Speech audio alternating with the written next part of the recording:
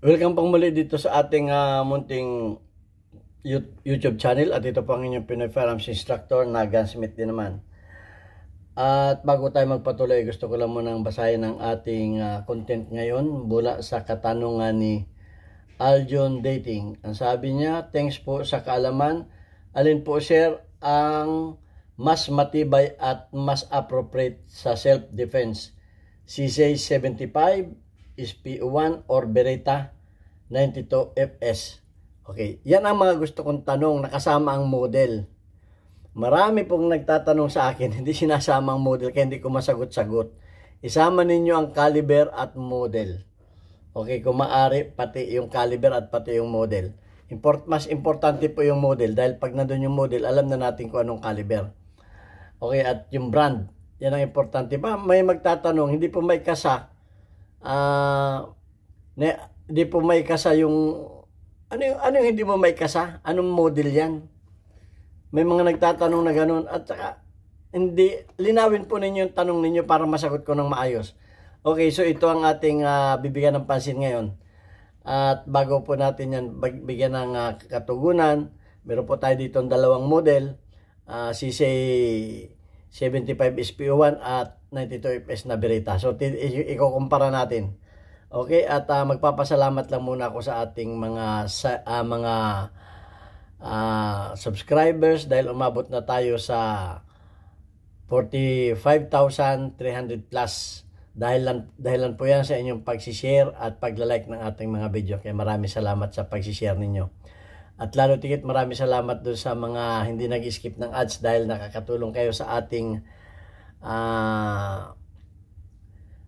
mga revenues na ang ating kinikita sa YouTube ay ibinibigay natin doon sa 6 nating estudyante na tinutulungan para makapag-aral. Sila po yung mga anak na single parent. Kaya maraming salamat sa inyo. Ngayon din maraming salamat doon sa nagpadala dito sa ating GCash number. Huwag po ninyong tawagan yung number na yan. Yan po yung anak ko, aking tresurera. Wala po kaming pinagbibili na ano paman. At kung may ipapaabot kayo na tulong para sa ating mga beneficiaries, pwede po yan. Okay, at maraming salamat kay Jubit Francisco ng Teresa Rizal sa iyong ipinadala. At ngayon din maraming salamat sa pagpapadala ni Noli Pizza America sa ating premier videos. Sir Noli, malaki na itulong mo sa ating mga bata. Naibili natin ng mga school supplies at nabigyan din sila ng mga naidagdag sa kanilang mga allowance. Okay, sana pagpalain kayo ng Panginoon. Okay, punta na tayo sa katanungan ni Aljon Dating. Okay, meron tayo dito dalawa. Tingnan muna natin ang ang Beretta. Pag sa hitsura ay wala akong ano dito. Ang lamang lang nito dito ay itong rail dito na pwede natin lagyan ng accessories. Pero meron ding lumabas na mga Beretta na ngayon na may mga ganito na rin. Okay, yung mga ito kasi lumang modelo pa ito na Beretta FS. Okay, may mga lumabas na rin na merong na ganyan. So, sa sight, pareho lang sa sight. Okay? Ang kagandahan lamang ito dahil ito ay 3 dots. Okay, 3 dots ang sight nito. At ang sight nito halos pareho lang. Ito naman ay nakapin. Ito ay fix ang front sight. Parehong nakabibertil ang sight. Okay, sa safety. Pareho ang safety nila, ambidextrous. Okay, ambidextrous ang safety nila. Ito lang ay itong Beretta ay natanggal lang ito. Pero dalawa ito. Dalawa ambi din ito. At ang lamang naman Beretta, ito ay may decacker. Okay? Pwede kang mag-decack. Yan, hindi siya puputok. Pag i-sinape mo, magdi-decack yan. At may double action. Checkin muna natin. Okay, may double action siya. Okay. Pag hindi siya nakasafe, magdo-double action siya. Okay. Itong SPO1 ay wala siyang decacker, although may mga lumabas na rin na may decacker nito. Ito yung mga moding So ang pagdikak nito ay medyo ingat dahil aalalayan mo ito, tapos ano mo yung trigger at alalayan mo tong ano. Kinakailangan nito ay may serration. Okay, so yan. Pagdating sa trigger, pareho silang double action. Parehong double action. Pero sa tingin ko, mas malambot ang double action ng Beretta. Sa aking parehong malambot pagdating sa double action. Pagdating sa grip, pareho lang ang grip, parehong gusto ko ang grip. Okay, pareho lang. Rubber ang grip nito. At ito naman ay plastic. Although pwede namang i-modify diyan, napapalitan naman 'yan. Okay, pagdating sa tingnan natin ang bigat. Okay. Meron ako ditong timbangan. Tingnan natin kung ilang pounds ito. Okay, pounds. Itong cc ay 2.33. 2.32. Ayan, 2.32. Okay? Tingnan natin ang Beretta. Ang Beretta ay 1.88. So mahigit na kalahating kilo ang bigat ng ang bigat nito, mahigit kalahating kilo. 1.88 ito. Wala pang 2 kilo. At ito naman ay 2.33. Ay, tama. Mahigit na kalahating kilo. So, almost 3/4 kilo. Ang pounds pala, pounds, sorry ang bigat niya. So, tingnan natin sa kilo.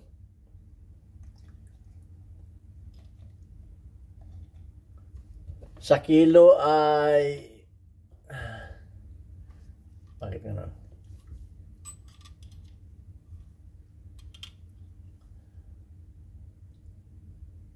1.60 ito. Tingnan naman natin itong isa. 1.60. Wala pang 1 kilo. 0.55 grams. Okay, so mas mabigat ito. So kung tatanungin nyo sa pangkiri, mas maganda siyempre yung magaang sa pangkiri. So lamang ang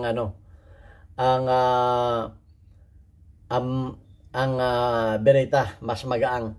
Sa sa tibay ng barrel, masasabi ko na pareho. Dahil ito, nasisiraan din kami ng ganito at meron na rin kaming naputol ng ganito na sa SPO1, sa CJ. May naputol na kami nito at meron ding nasisira itong kanyang barrel lag. Okay?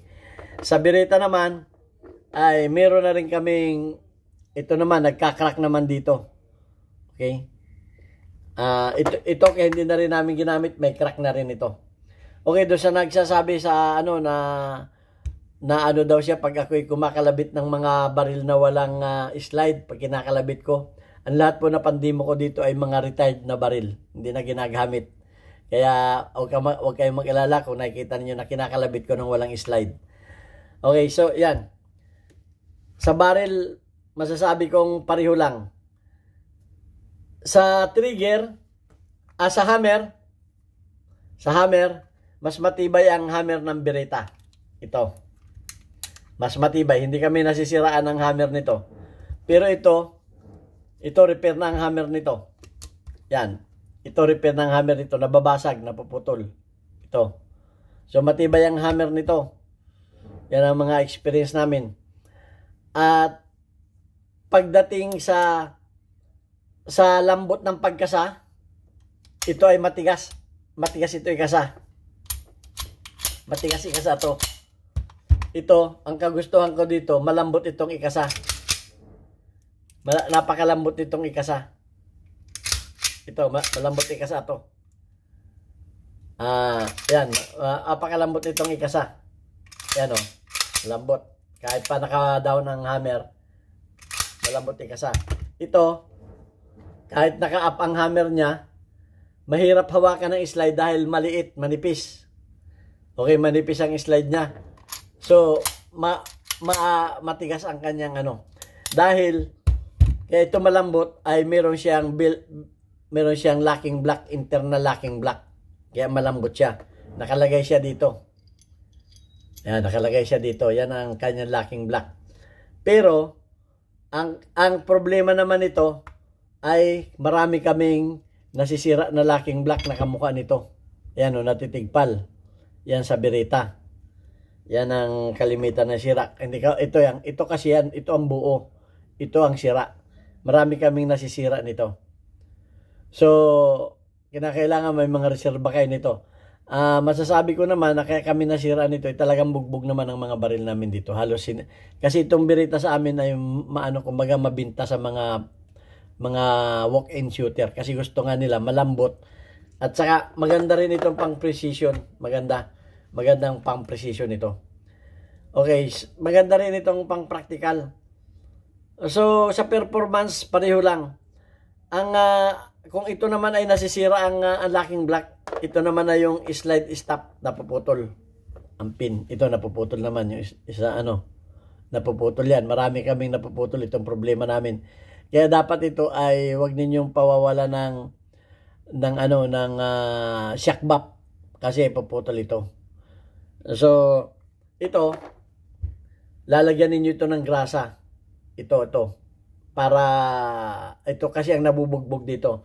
Ito naman, ito ang lalagyan ninyo ng grasa dito. Ito. Ayan.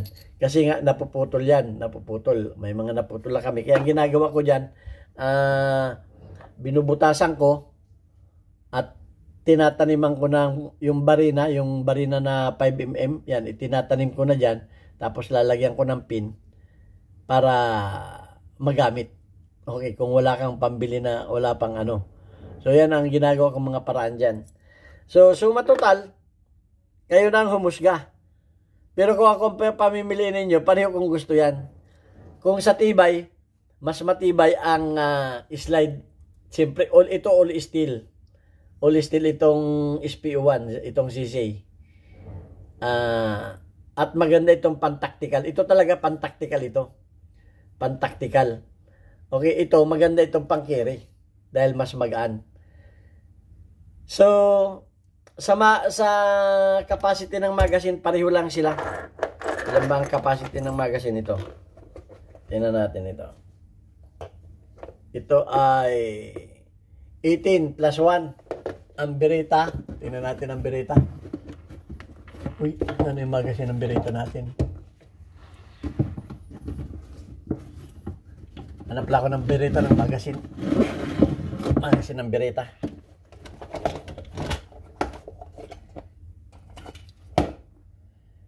Ay, mas lamang ang 15 plus 1 ang Beretta. 15 plus 1 ang Beretta. 18 plus 1 ang CC. 75.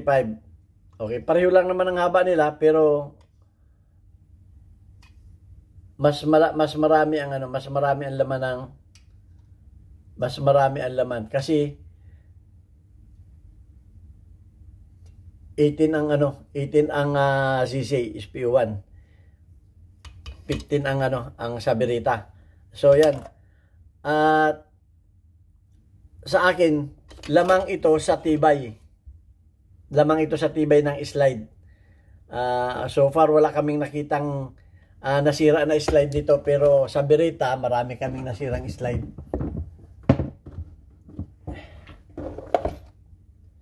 Marami kaming nasirang slide ng Beretta. Kamukha nito, saglit. Kamukha nito, mga nasira namin Beretta. May mga nasira kaming Beretta.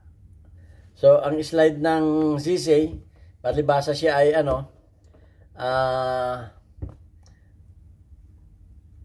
bakal, all steel, mas matibay siya. Sa release magazine, ay maganda ito, extended. Mas maganda rin itong sa ano. Ang sa akin, para sa akin, mas ang inilamang ng ano ay tibay. Dahil tinatanong, para sa akin lang mas matibay ito. You see. Kasi wala pa kaming nasirang ano nito, slide nito receiver. Okay, kahit sa mga slide, wala kaming nasira na slide ng ano. Pero sa Beretta, may mga nasira kaming slide. May mga nasira na kaming slide ng Beretta. Ito.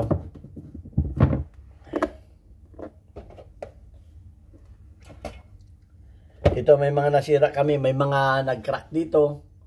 May mga nag-crack na kaming slide ng Beretta. So, ayan. Pero, sa performance, gusto ko, wala akong masabi pareho. Pareho maganda ang performance nito. Okay, ang gusto ko dito, pang-tactical, maganda ito. Mabigat.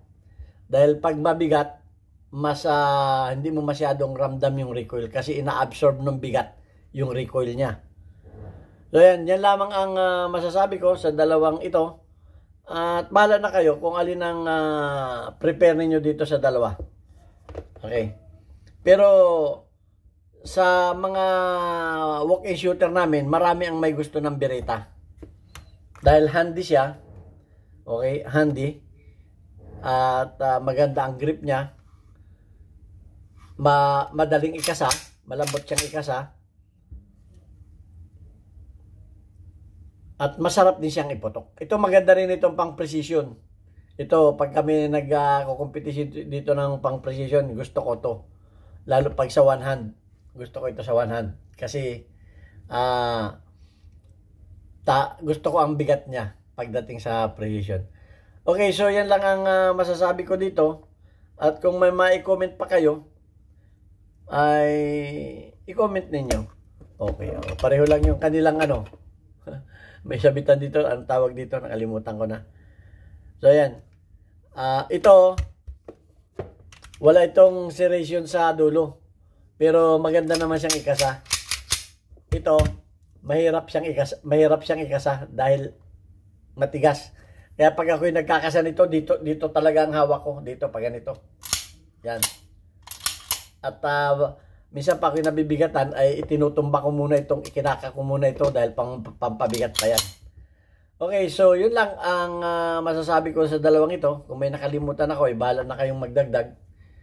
So, parehong ano to parehong sira coating ang ano nito. Teflon coating ang pintura, ang kanilang kulay, pareho lang sila. Hindi sila reblu. Okay, Teflon coating to. Sira coating. At matibay ang kanilang mga pagka-finish. At so far, kung sa tibay ang tatanungin, mas matibay sa akin. Para sa akin in my opinion and experience, mas matibay itong sisig. Okay. At sa ganda, pareho rin lang. Okay, bahala na kayong mag-ano. Yun lang ang masasabi ko sa inyo. At babasahin ko lamang yung ating community spotlight. Weekly highlights of your most engaged audience members including your top commenters. Shout out kay Rag Ferns, 67 ang yung engagement. Shout out kay May George, 19 ang yung engagement. Shout out kay Kristen Lee, may 56 engagement ka. Shout out kay Alex G, meron kang isang engagement. At shout out kay Brian Butchapido, meron kang 32 engagement. Okay, ito ang inyong Pinoy Firearms Instructor. At shout out sa mga kababayan ko sa Pinamalayan Oriental Mindoro. Bisitahin po ninyo yung aming bagong negosyo dyan, Papa Burgers, sa dati kong machine shop, Alvarez Street, Pinamalayan Oriental Mindoro. Matatagpuan ninyo ang Papa Burgers sa pagmamanage ng bunso kong anak na si Elmer Jr. At sa halagang 40 pesos, mapapaburger kayo sa sarap. Buy one, take one. Thank you very much.